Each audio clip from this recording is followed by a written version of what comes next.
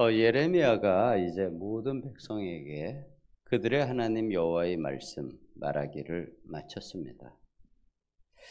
예레미야에게 있어서 하나님은 이스라엘 백성 모두의 하나님입니다. 당연하죠. 그런데 요한안의 일행도 하나님을 우리의 하나님이라고 말합니다.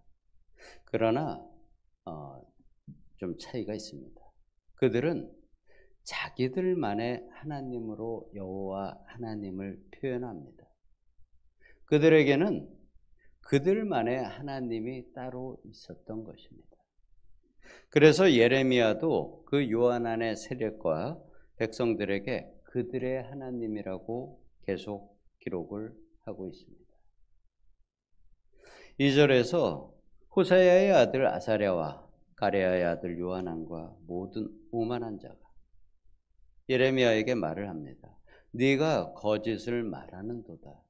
우리 하나님 여호와께서 너희는 애굽에서 살려고 그리로 가지 말라고 아니하셨느니라 라고 2절에서 이야기합니다.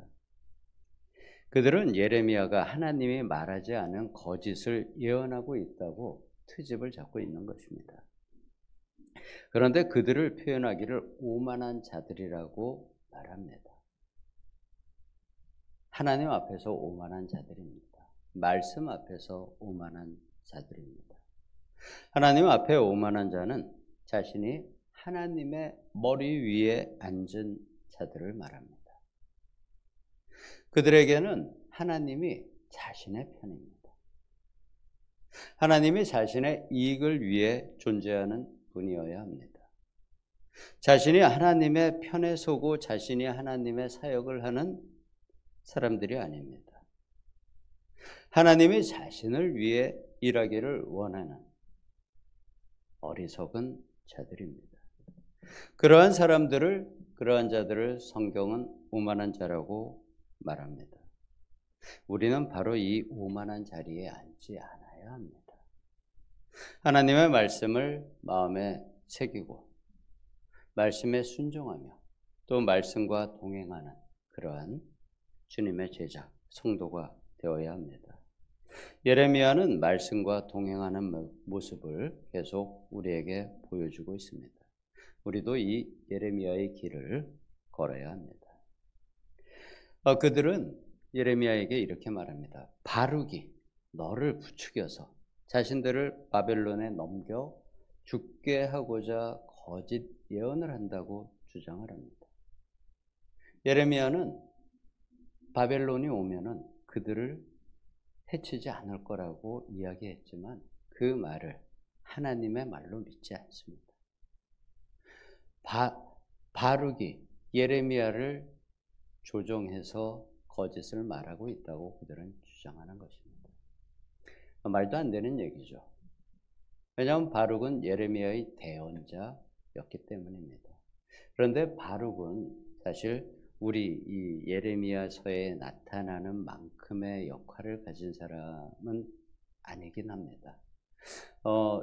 우리 신약 성경, 기독교의 개신교의 신약 성경을 제외하고는 예레미야서 뒤에 바룩서가 모든 성경의 정경으로 되어 있습니다. 캐톨릭도 그렇고 그리스 종교회 그 외의 모든 종교에도 바룩서가 따로 있을 만큼 예레미야의 서기관이었던 그 바룩의 존재는 유대인들에게 가벼운 존재감을 가지는 그러한 사람은 아닙니다.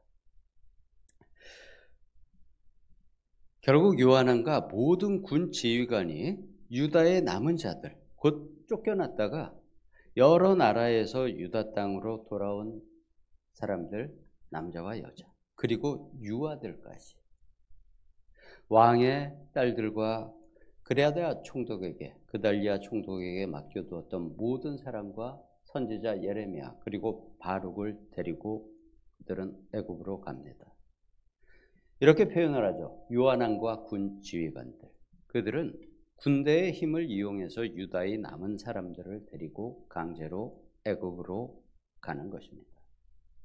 자신들만 가면 어땠을까요? 자신들만 군대의 세력만 그리고 높은 고관들만 애굽으로 가게 되면은 그들은 패잔병의 모습으로 애굽으로 가야 했겠죠. 그렇지만 백성들을 데리고 가면은 애굽 입장에서는 자기 나라의 백성 또는 노예가 늘어나는 것이기 때문에 반대하지 않았고 그들을 환영할 수 있었을 것입니다. 그래서 백성들을 데리고 갑니다. 바벨론에서도 그리고 또 무시하지 않았던 예언자 예레미야도 애굽에서 그들이 자신의 일행으로 내세우기에 나쁘지 않았을 것입니다. 그리고 또 예레미야의 하나님의 대언자로서의 능력도 그들이 무시하지 않았기에 함께 데리고 갔습니다. 그리고 애굽의 다마네스에 이르렀을 때 다시 예레미야에게 하나님이 말씀을 하십니다. 이 다마네스라는 지역은 이집트의 북쪽 동부 지역에 있는 도시인데요. 지금으로 치면은 그 홍해에서 지중해를 연결하는 수에즈 운하가 있습니다.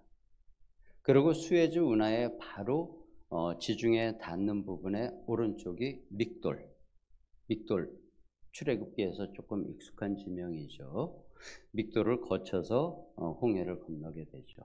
그런데 그 믹돌에서 수에즈 운하의 건너편 서쪽 땅이 바로 다바네스라고 생각하시면은 대략적으로 정확하지는 않지만 대략적으로 그쪽의 위치로 볼 수 있습니다.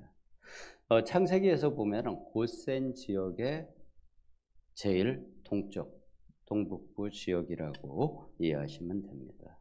이 다마네스, 그러니까 이집트에 들어가서 그래 멀지 않은 도시인 거죠. 이 다바네스에 있는 바로의 궁전이라고 표현을 하는데요. 거기는 국경 지역이기 때문에 아마 바로의 주된 궁전은 아니었을 겁니다. 아마 뭐 좀 별궁이라고 부르죠. 왕의 별장을 별궁이라고 부르는데 아마 별궁 정도로 볼 수 있을 것입니다. 그 바로의 별궁 대문에 벽돌로 쌓은 축대에 큰 돌 여러 개를 진흙으로 감추라고 하나님께서 명령하십니다. 자, 다시 하나님의 예레미야를 통한 상징적인 행위가 나타납니다. 예레미야서에서 이렇게 예레미야를 통해서 하나님께서 상징적인 행위를 하신다는 것은 강력한 심판 예언을 하실 때 사용하는 방법입니다. 유다 백성은 애굽이 안전한 곳, 전쟁이 없고 기근이 없고 재앙이 없는 곳이라고 생각을 해서 피신을 하지만 예루살렘에서의 하나님의 말씀처럼 그 애굽이 그들의 재앙의 장소가 될 것이라고 강력하게 심판 예언을 하시는 것입니다. 그것을 내 종이라고 부르는 느부갓네살을 통해서 심판하신다고 예고하십니다. 그들이 두려워하고 또 애굽도 두려워하고 당시에 온 세상이 두려워했던 바벨론의 왕 느부갓네살, 하나님은 그를 그의 종이라고 부르십니다. 요한안의 무리는 진정한 주인인 하나님의 말씀을 듣지 않고 자신의 어리석은 판단을 따라서 애굽으로 갔습니다. 하나님은 자신의 종 느부갓네살을 통해서 그들을 또 애굽을 치십니다. 그래서 애굽의 왕자를 감추어준 돌들 위에 그 돌들 위에 애굽의 왕자가 있고 그것을 진흙으로 덮어놨습니다. 그리고 그 위에 진흙이라는 것은 그 위에 애굽의 왕자 위에 느부갓네살이 집을 짓는 자신의 궁을 짓는 것을 의미합니다. 즉 애굽의 왕자를 짓밟으시겠다는 선언을 하시는 것입니다. 유다 백성은 하나님을 버리고 애굽의 왕과 애굽의 우상을 따라갔습니다.